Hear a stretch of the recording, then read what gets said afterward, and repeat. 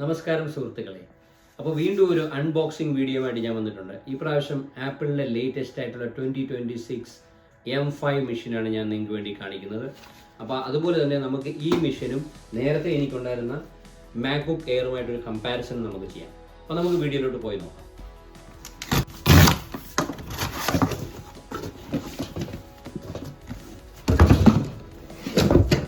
ഈ പ്രാവശ്യം നമുക്ക് കിട്ടിയിരിക്കുന്ന മാക്ബുക്ക് പ്രോ M5 ചിപ്പാണ്.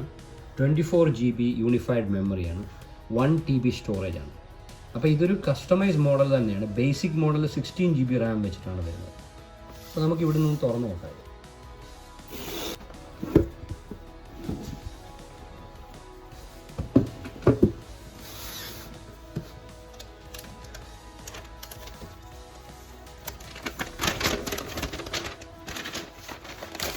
ഇതിൻ്റെ അലുമിനിയം ബോഡിയാണ്, നല്ല ക്യൂട്ടായിട്ടുള്ള ബോഡിയാണ്. ഇതിൽ ബോഡിയിൽ വലിയ ചേഞ്ചൊന്നുമില്ല, പഴയ പോലെ തന്നെ ഉള്ളൂ. പക്ഷേ എങ്കിലും ചില പെർഫോമൻസ് ഇതിൽ കൂടുതൽ കിട്ടുമെന്ന് നമുക്ക് പ്രതീക്ഷിക്കാം. ഇതിനുള്ളിൽ നമുക്ക് സാധാരണ പോലെ തന്നെ ഒരു ചാർജറുണ്ട്, ചെറിയൊരു കവർ വരുന്നുണ്ട്. ഇതിനകത്ത് കാര്യമായിട്ടൊന്നുമില്ല. പിന്നെ നമ്മൾ നോക്കിയാൽ ഇതിനകത്ത് ചാർജറുണ്ട്. 70 വാട്ട് ചാർജറാണെന്ന് തോന്നുന്നു. അപ്പോൾ 70 വാട്ട്സ് ചാർജർ തന്നെയാണ്. അപ്പോൾ മാക്ബുക്ക് എയറിൻ്റെ സെയിം ചാർജർ തന്നെയാണ് ഇതിനകത്ത് വരുന്നത്. ഇവിടെ USB-Cയുടെ പോർട്ടുണ്ട്. ആ USB-Cയുടെ പോർട്ടാണ് വെച്ചിട്ട് നമ്മൾ ചാർജ് ചെയ്യുന്നത്. അപ്പോൾ ഇതിൻ്റെ കളർ എന്ന് പറയുന്നത് സ്പേസ് ഗ്രേ ആണ്. ഈ കളറ് നല്ലൊരു അട്രാക്റ്റീവ് കളറാണ്. വളരെ ബ്ലാക്കിൻ്റെ ഒരു ഷെയ്ഡ് ഉണ്ടെങ്കിലും ഒരു ബ്ലാക്കും ഗ്രേയും കൂടെ ചേർന്ന ഒരു കളറാണ്. അത് നമ്മുടെ പഴയ മാക്ബുക്ക് പ്രോയിൽ, ഇതിനു മുമ്പുള്ള മാക്ബുക്ക് പ്രോയിലൊക്കെ ഇതേ സെയിം കളറുകൾ വരുന്നുണ്ട്. പക്ഷേ അത് സ്റ്റിൽ ആപ്പിളിൻ്റെ ഒരു പ്രീമിയം അട്രാക്റ്റീവ് കളറായിട്ട് വരുന്നു. വളരെ നല്ലൊരു റോയൽ ഫീലിംഗ് ഉണ്ട് ഇതിനകത്ത്. അപ്പം നമുക്കിത് തുറന്ന് കാണാം. ഇനിയിപ്പം സ്റ്റാർട്ട് ചെയ്തിട്ട് സെറ്റപ്പ് ചെയ്തിട്ട് നോക്കാം. അപ്പോൾ ഞാനിത് ഇൻസ്റ്റാൾ ചെയ്ത് എല്ലാം അതിൻ്റെ സെറ്റപ്പ് എല്ലാം ചെയ്ത് ഫസ്റ്റ് നമ്മുടെ സ്ക്രീനിലോട്ട് വന്നിട്ടുണ്ട്.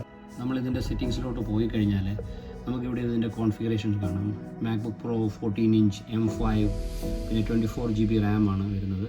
അപ്പം 16 GB റാമാണ് നോർമലി വരുന്നത്. പക്ഷേ ഞാനിത് കസ്റ്റമൈസ് ആയിട്ട് ഓർഡർ ചെയ്തതാണ്, അതുകൊണ്ട് നമുക്ക് 24 GB കിട്ടിയിട്ടുണ്ട്. നമ്മൾ ഇതിൻ്റെ ഡീറ്റെയിൽസിലോട്ട് പോയി കഴിഞ്ഞാൽ നമുക്ക് കാണാൻ പറ്റും. ഹാർഡ് ഡിസ്ക് വന്നിട്ട് ഓൾമോസ്റ്റ് SSD ആണ്. ഇത് hard disk high performing drive ആണ്. സോ ഇത് 1 TB ആണ്. നമുക്ക് വേണമെങ്കിൽ 4 TB വരെ ഓർഡർ ചെയ്യാം. അതുപോലെ തന്നെ ഇതിൻ്റെ ഡിസ്പ്ലേ നോക്കി, ഇത് ഇത്രയും 3024x1964 പിക്സൽസ് സ്ക്രീനാണ്. അപ്പം ഗ്രാഫിക്സിനും അതുപോലെ തന്നെ ആനിമേഷൻസിനും ഒക്കെ നല്ലൊരു പ്രോ മെഷീനാണ്. അതുപോലെ തന്നെ താഹോയുടെ ഒരു ഓപ്പറേറ്റിംഗ് സിസ്റ്റമാണ് ലേറ്റസ്റ്റ് ആയിട്ടുള്ളത് ഇവിടെ വന്നിരിക്കുന്നത്. സോ ഞാൻ ഇനി നിങ്ങളെ ഇത് വെച്ചിട്ട് മാക്ബുക്ക് എയറുമായിട്ടൊന്ന് കമ്പയർ ചെയ്ത് കാണിക്കാം. അപ്പം ഞാൻ നമ്മുടെ പുതിയ മാക്ബുക്ക് പ്രോ M5ൻ്റെ കൂടെ തന്നെ നമ്മുടെ പഴയ എൻ്റെ മാക്ബുക്ക് എയർ M4 കൊണ്ടുവച്ചിട്ടുണ്ട്. അപ്പോൾ ജസ്റ്റ് ഇതൊന്ന് കമ്പയർ ചെയ്യാൻ വേണ്ടിയിട്ടാണ് നമ്മൾ നോക്കുന്നത്. M5ലാണെങ്കിൽ ഇത് ഒരു പ്രോ യൂസർ പർപ്പസിന് വേണ്ടിയിട്ടുള്ളതാണ്. ഹയർ സ്പീഡ് ഓഫ് എഡിറ്റിംഗ് അല്ലെങ്കിൽ ഗ്രാഫിക്സ് അങ്ങനെയൊക്കെയുള്ള കാര്യങ്ങൾ നമുക്ക് ചെയ്യാൻ വേണ്ടിയിട്ട് ഇത് കുറച്ചുകൂടെ നല്ലതാണ്. പക്ഷേ ഇതിലാണെങ്കിൽ നമുക്ക് സാധാരണ ആപ്ലിക്കേഷൻസ്, ഇപ്പം for example Word, Excel, PowerPoint, office ആപ്ലിക്കേഷൻസും ഓഫീസ് യൂസിനും ഹോം യൂസിനും ഒക്കെ ഇതാണ് കുറച്ചുകൂടെ ബെറ്റർ. കുറച്ചുകൂടെ ലൈറ്റ് വെയിറ്റ് ആണിത്, വെയിറ്റ് കുറവാണ്. ഇതിന് ശകലം കൂടെ വെയിറ്റ് ഉണ്ട്, ബിക്കോസ് ഇതിനകത്ത് കുറച്ചുകൂടെ ഇൻറ്റൻസ് ആയിട്ടുള്ള ഹാർഡ്വെയർ ഉണ്ട്. അതുകൊണ്ടാണ് ഇതിനകത്ത് ഇച്ചിരൂടെ വെയിറ്റ് കൂടുന്നത്. പിന്നെ ഇതിലുമാണെങ്കിലും നമുക്ക് എഡിറ്റിംഗ് ചെയ്യാം. 4K to 6K എഡിറ്റിംഗ് ഒക്കെ നമുക്ക് ചെയ്യാം, കുഴപ്പമില്ല. പക്ഷേ എങ്കിലും ഒരു 4K to 8K എഡിറ്റിംഗ് ചെയ്യുമ്പോൾ ഇതിലായിരിക്കും കുറച്ചുകൂടെ നല്ല പെർഫോമൻസ് കിട്ടുന്നത്. അപ്പോൾ ഇവിടെ നമ്മൾ പോയിട്ട് ഇതിൻ്റെ ഫീച്ചേഴ്സ് നമ്മൾ കമ്പയർ ചെയ്ത് നോക്കിക്കഴിഞ്ഞാൽ മാക്ബുക്ക് എയർ 13 ഇഞ്ചാണിത്. അപ്പോൾ ഇവിടെ നോക്കുകയാണെന്നുണ്ടെങ്കിൽ നമുക്ക് നമ്മുടെ മാക്ബുക്ക് പ്രോ 14 ഇഞ്ചാണ്. ഇതിലും 24 GB ആണ് ഞാൻ ഓർഡർ ചെയ്തിരുന്നത്, കാരണം ഇതും കസ്റ്റമൈസ് മോഡലാണ്. അപ്പോൾ നമ്മൾ ഇൻറ്റേർണലി പോയി കഴിഞ്ഞാൽ നമുക്ക് ഓപ്പറേറ്റിംഗ് സിസ്റ്റമൊക്കെ സെയിം തന്നെയാണ്, ഞാൻ അപ്ഗ്രേഡ് ചെയ്ത് വെച്ചിട്ടുണ്ട്. പക്ഷേ ഇപ്പം നിങ്ങളിവിടെ നോക്കുകയാണെന്നുണ്ടെങ്കിൽ നിങ്ങൾക്ക് സ്ക്രീൻ റെസൊല്യൂഷൻ കുറച്ച് കുറവാണ്. ഇത് ഒന്നാമത്തെ കാര്യം 13 ഇഞ്ചാണ്. ഇനി ഇവിടെ വരുവാണെന്നുണ്ടെങ്കിൽ നമുക്കത് 14 ഇഞ്ച് ആയതുകൊണ്ട് ഒരു കുറച്ചുകൂടെ ബെറ്റർ റെസൊല്യൂഷനും, അത് മാത്രമല്ല ഈ ഡിസ്പ്ലേ XDR എന്ന് പറയുന്ന ടെക്നോളജി ഉപയോഗിക്കുന്നുണ്ട്. റെറ്റിന XDR ആണ്. അപ്പോൾ ഇവിടെ നോക്കുകയാണെന്നുണ്ടെങ്കിൽ നമുക്ക് വെറും റെറ്റിന ഡിസ്പ്ലേ ആണ്. അതുപോലെ തന്നെ ഹാർഡ് ഡിസ്ക് സെയിം ആണ്. ബട്ട് പെർഫോമൻസ് വൈസ് നോക്കുന്നത് ഇത് 1 TB ഇതും 1 TB ആണ്. പക്ഷേങ്കിൽ ഇതിൽ ഡെഫിനറ്റ്ലി പെർഫോമൻസ് കൂടുതലാണ്. പിന്നെ നമുക്ക് എത്രയും ഹാർഡ് ഡിസ്ക് കൂടുന്നോ അതിനനുസരിച്ച് നമുക്ക് പെർഫോമൻസ് കൂടും. കാരണം എത്ര കൂടുതൽ ഹാർഡ് ഡിസ്ക് വരുന്ന സ്പേസ് വരുന്നുണ്ടോ അതിനനുസരിച്ച് റീഡ് റൈറ്റ് സ്പീഡ് കൂടും. പിന്നെ ഇതിൻ്റെ കൂളിംഗ് സിസ്റ്റം നോക്കുകയാണെന്നുണ്ടെങ്കിൽ ഇതിൽ അത്ര എഫിഷ്യൻറ്റ് കൂളിംഗ് ഈ മാക്ബുക്ക് എയറിൽ അത്ര എഫിഷ്യൻറ്റ് കൂളിംഗ് സിസ്റ്റമാണെന്ന് നമുക്ക് പറയാൻ പറ്റില്ല. സ്റ്റിൽ ഇത് നല്ലൊരു പെർഫോമറാണ്. ഇത് ഹീറ്റ് ആവാറില്ല. കാരണം ഞാനിത് ഓൾമോസ്റ്റ് ഇപ്പോൾ 8 months 9 months ആയിട്ട് ഞാൻ ഈ മാക്ബുക്ക് എയർ ഉപയോഗിക്കുന്നുണ്ട്. എനിക്ക് ഇതിൽ വളരെ കംഫർട്ടബിളാണ്. യാതൊരു വിധമായ പ്രശ്നങ്ങളുമില്ല. ഹീറ്റൊന്നും ജനറേറ്റ് ചെയ്യാറില്ല സാധാരണഗതിയിൽ. ഹെവി ആപ്ലിക്കേഷൻസ് റൺ ചെയ്താലും ഫാൻ നോയ്സോ ഒന്നുമില്ല. മാക്ബുക്ക് പ്രോയുടെ കുറച്ചുകൂടി ഒരു അഡ്വാൻറ്റേജ് എന്ന് പറഞ്ഞാൽ കുറച്ചുകൂടി ഒരു ഹെവി മെഷീൻ ആയത് കാരണം ഇതിന് നമുക്കൊരു ആക്റ്റീവ് കൂളിംഗ് സിസ്റ്റം ഉണ്ട്. ആക്റ്റീവ് കൂളിംഗ് സിസ്റ്റം എന്ന് പറഞ്ഞാൽ നമ്മുടെ ആപ്ലിക്കേഷൻസ് റൺ ആകുന്നതിനനുസരിച്ച് ഇത് റിയലി അതിൻ്റെ കൂളിംഗ് സിസ്റ്റം വർക്ക് ചെയ്തുകൊണ്ടേയിരിക്കും. ഫാൻസ് ഈവൻ ദോ ഹൈ സ്പീഡിൽ റൺ ചെയ്താൽ പോലും നമുക്കത് അറിയാത്ത രീതിയിൽ അതിൻ്റെ ഹാർഡ്വെയർ ഡിസൈൻ ചെയ്തിട്ടുണ്ട്. അപ്പോൾ നമുക്ക് നോയ്സ് ഒന്നും വരത്തില്ല. കീബോർഡും കാര്യങ്ങളൊക്കെ നോക്കുകയാണെങ്കിൽ ഓൾമോസ്റ്റ് സിമിലറാണ്. ട്രാക്ക് പാഡ് നോക്കുകയാണെന്നുണ്ടെങ്കിൽ ഓൾമോസ്റ്റ് സിമിലറാണ്. ഇപ്പം ഈ ട്രാക്ക് പാഡിൻ്റെ സൈസും അതെല്ലാം നോക്കുകയാണെങ്കിൽ ഓൾമോസ്റ്റ് സിമിലർ. സൈസ് കമ്പ്യൂട്ടറിൻ്റെ സൈസ് നോക്കുകയാണെങ്കിൽ ഒരു ചെറിയൊരു വ്യത്യാസമുണ്ട്. മാക്ബുക്ക് പ്രോ ഒരു ശകലം വലുതാണ്. ബിക്കോസ് ഇത് 14 inch ആയതുകൊണ്ട് അതിൻ്റേതായിട്ടുള്ളൊരു വ്യത്യാസമാണ്. അതുപോലെ തന്നെ ഇതിൽ AI ആപ്ലിക്കേഷൻസ് റൺ ചെയ്യാൻ വേണ്ടിയിട്ട് AI ഇൻബിൽറ്റ് ആപ്ലിക്കേഷൻസ്, ഇപ്പോൾ ക്ലൗഡ് അല്ലെങ്കിൽ അതുപോലെ തന്നെയുള്ള എന്തെങ്കിലും ആപ്ലിക്കേഷൻസ് നമ്മൾ ഇൻസ്റ്റാൾ ചെയ്ത് ഉപയോഗിക്കുന്നു. ഇവിടെ ഞാൻ ക്ലൗഡ് ഉപയോഗിക്കുന്നുണ്ട്.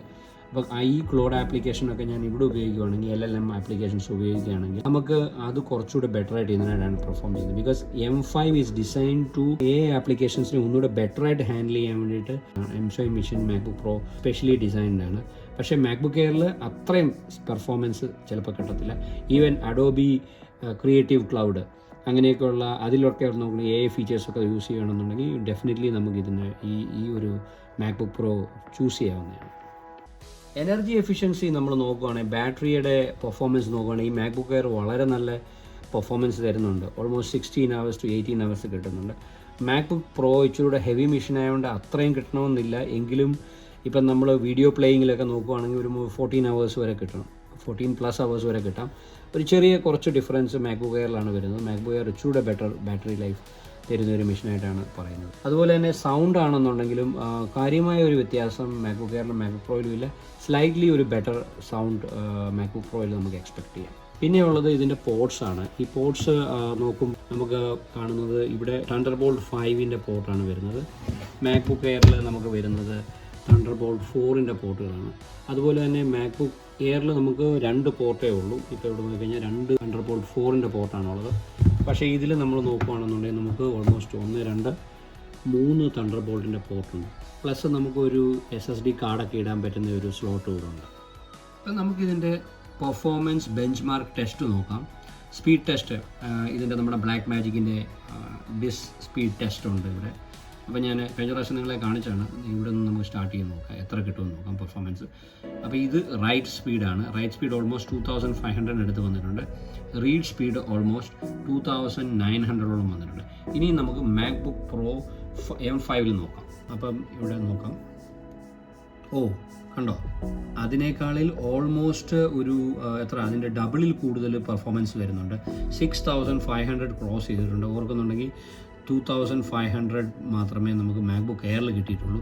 ഇവിടെ 6500 പ്ലസ് റൈറ്റും 6600 പ്ലസ് റീഡും.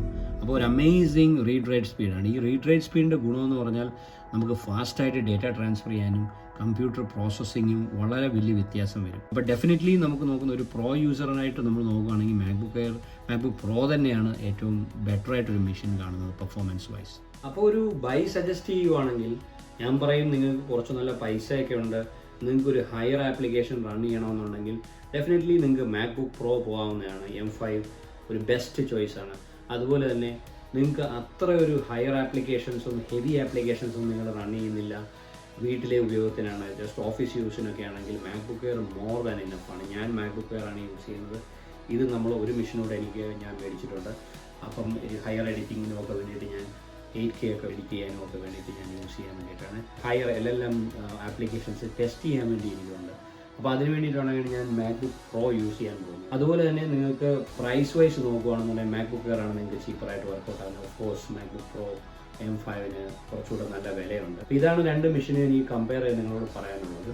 അപ്പോൾ നിങ്ങൾക്ക് ഈ വീഡിയോ ഉപകാരപ്രദമായെന്ന് വിചാരിക്കുന്നു. അപ്പോൾ വീണ്ടും ഒരു വീഡിയോയുമായിട്ട് വരുന്നവരിക്കും. ബൈ.